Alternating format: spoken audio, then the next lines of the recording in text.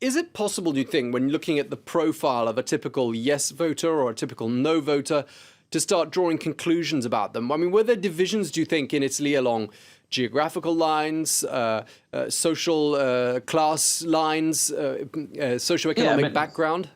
I mean, it's so far, according to the pollsters, they say obviously the opposition to it has been strongest down south and amongst the young.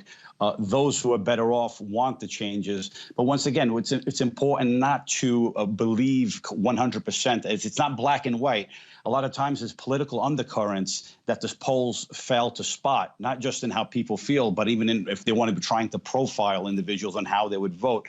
So I would say for these referendums, whether it's the Brexit referendum, the vote in the U.S., you also had the referendum on the peace process in Colombia, attempts have been made to generalize and to label certain types of voters. But I think what's happening in recent times is that the opposition, the anti-systemic sentiment is strong in many, many places, particularly in Western countries.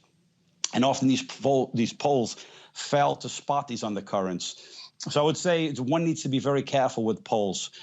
In the case of Italy, the anti-systemic sentiment has been brewing for a number of years, probably more than other places throughout Europe.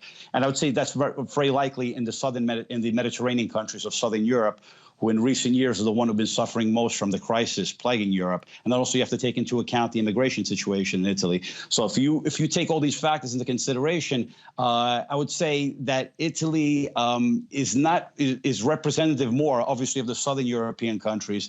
And you see dynamics at play in different European countries. In France and Spain. In Spain, a government won 2 elections, but in inconclusive, it's ruling as a minority. Okay. In France, we see a president who's basically not going to be running again.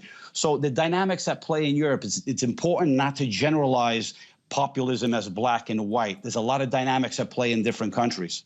Okay, we're going to have to leave it there. Thank you so much.